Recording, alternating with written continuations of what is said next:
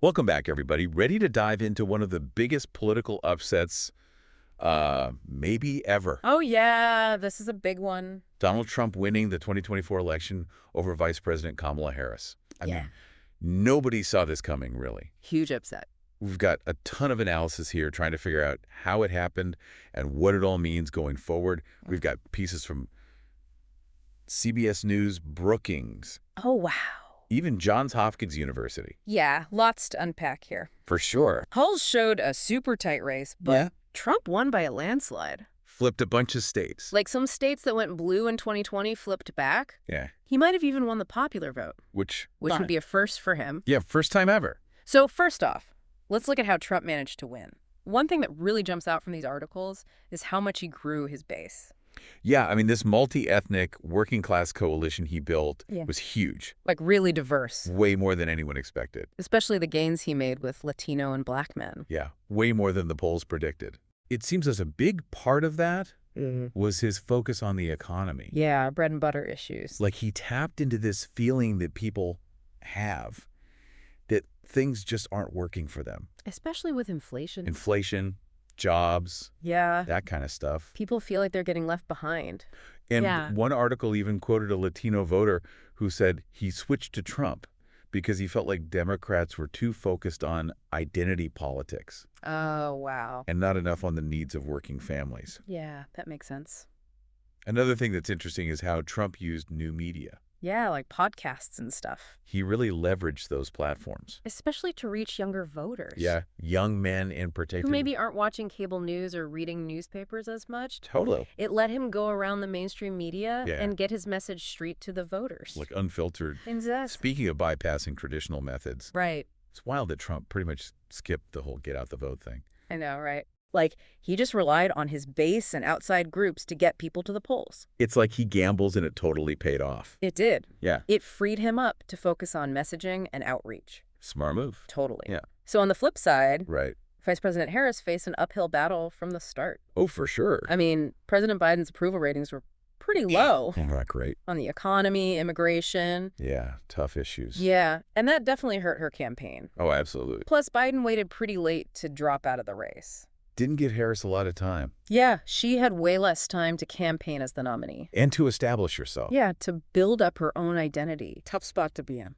Really tough. Yeah. So it was like playing catch-up from the get-go. Definitely. But did Harris make any missteps that might have hurt her chances? Well, a lot of the sources point to her reluctance to do unscripted media appearances. Interesting. Like she avoided those for a while. Uh-huh. And it made her seem kind of cautious. Yeah. Oh, like she was playing it too safe. Yeah, and even a little aloof. Especially compared to Trump, who was constantly on podcasts and social media. Oh, yeah, he was everywhere. It seems like that accessibility really mattered to voters. Definitely. Trump came across as raw and unfiltered, Yeah. while Harris might have seemed too scripted. Yeah, too polished, maybe? Like there was too much of a gap there. Totally. And that plays into another thing the sources talked about, What's that? the different approaches they took to the campaign. Oh, yeah. Trump focused on those tangible economic issues. Bread and butter stuff. Yeah, while Harris focused on things like protecting democracy. More abstract. Yeah, and the dangers of a Trump presidency, especially after January 6th. Right. It seems like voters, especially those struggling financially, were more drawn to Trump's message, Yeah, they wanted concrete solutions. even if those solutions weren't totally realistic. Makes sense. So it wasn't just the message, it Yeah. was also the messenger. Right. One source, a political strategist, even said that Harris sticking so close to Biden, even when his approval ratings were tanking, might have backfired. Oh, that's interesting. Yeah, kind of reinforced the idea that she was just more of the same. And people wanted change. Exactly. Yeah. So basically, Biden's low approval ratings, the late start, strategic choices, and maybe some missed opportunities all came together to lead to Harris's defeat. Seems like a perfect storm. Yeah, a lot of factors at play, Definitely. but campaigns are complicated. Oh, yeah. There's never one single reason why one candidate wins and another loses. It's like a puzzle with a ton of pieces. Yeah, we're still trying to figure out how they all fit together. And as we keep going in this deep dive, Yeah. we'll look at some other important parts of this election, like the specific tactics they used and what this result could mean in the long run. Should be interesting. Yeah, for sure. Let's talk about some of the tactics Trump used in the campaign. Okay. One that really stood out and kind of stirred up controversy was how much he focused on transgender issues. Oh, yeah, that was a big one. Yeah, one article even compared it to the Willie Horton ad back in '88, Wow. saying it was meant to play on people's fears and appeal to a certain group of voters. Interesting. Yeah, makes you wonder if it made some voters see Harris as out of touch with their values. Especially in more conservative areas. Right, exactly. So did it actually work? Well, the sources don't really agree on that. Oh, really? Some say it played on existing prejudices and maybe swayed some voters who are already leaning toward Trump, Okay. especially in the South. Uh, But others think it might have backfired oh, how... by alienating moderate voters who saw it as divisive and unnecessary. Makes sense. Yeah, it's a good reminder that campaign tactics can be risky. Definitely a double-edged sword. Yeah. Now, another thing that surprised a lot of people was Trump's stance on abortion.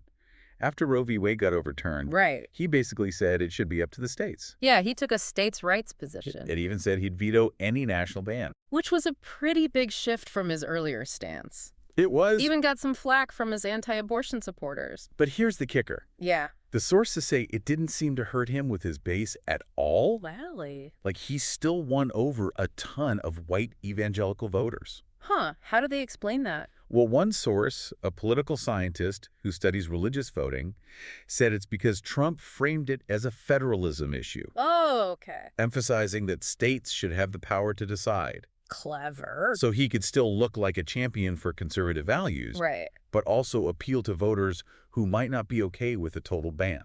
It's fascinating how he manages to do that. It is. Kind of contradict himself without losing support. He's good at adapting his message to different audiences. For sure. And exploiting those existing political divides. So looking ahead now, Okay. what do the sources say about Trump having a Republican-controlled House and Senate? Well, at first glance, it seems like he'll have a much easier time getting things done. Right, like his agenda will sail through. But some experts caution that those majorities are slim.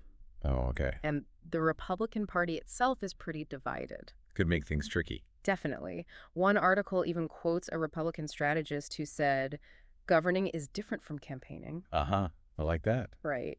The strategist also said, Trump can't just bully his way through Congress. He'll need to build consensus and make compromises, something he's not exactly known for.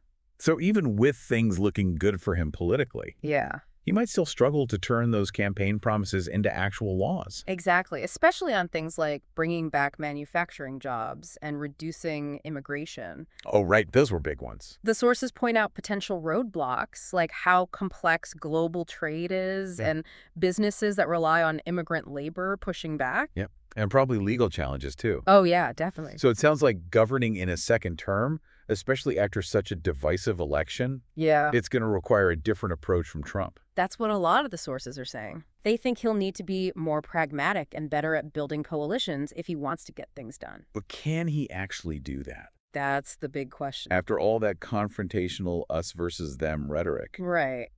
Can he pivot away from that? Yeah. It's hard to say for sure. The sources have different takes on it. Makes sense. But one thing they all agree on is that the stakes are super high. Yeah, this is a big deal. Huge. So we've looked at why Trump won, Uh-huh. dug into his tactics, Yeah. and talked about what challenges and opportunities he might face in his second term. Right. But what does this all mean for the future of American politics? That's the million-dollar question. Yeah, is Trumpism here to stay? It's a question political scientists and historians will be debating for years. I bet. But our sources offer some hints. Okay, I'm curious. Several of them highlight how strong Trump's base is Yeah, it seems pretty solid. and how he managed to grow it by bringing in new demographics, Like who? especially working-class voters from different races and ethnicities. So it's not just about white grievance anymore. Right. It seems like he's tapped into a wider sense of frustration Frustration with with what? how things are, with the status quo, Okay. this feeling that the system is rigged against everyday people. Yeah, I could see that. And that feeling goes beyond traditional party lines. Interesting. It could have a lasting impact on American politics. But even with this bigger base, Yeah, what if he can't deliver on his promises? especially on the economy. Right. Wouldn't his support start to fade? Absolutely. A lot of the sources talk about how fragile his coalition could be. Oh, right. They say a lot of people who voted for him because they were unhappy with Biden and the Democrats might turn away pretty quickly. If what? if he doesn't ease their economic anxieties, Okay. or if they think he's not making America great again like he said he would. So his power might not be as secure as it looks. It's definitely possible, especially with all the challenges he's facing, Like what? both here in the U.S. Yeah. and internationally. Right, the world's a mess right now. For sure, the sources point to the war in Ukraine, Yeah. tensions with China, Uh-huh. and the global economy being on shaky ground. All that could really test his leadership Absolutely. and potentially make people lose faith in him. Yeah, it's a lot to deal with. So it seems like Trump's starting his second term with a ton of pressure on him, A ton. both at home and abroad. It's going to be interesting to see how he handles it all. Wow, so we've covered a lot of ground here. We have. We've looked at why Trump won, Mhm. dug into his campaign tactics, and talked about what he might face in his second term. And you know what really strikes me? What's that? Just how unpredictable everything is right now. Yeah, this election really threw everyone for a loop. Totally upended expectations. The sources we've been looking at, they all have different ideas about what this means for the future.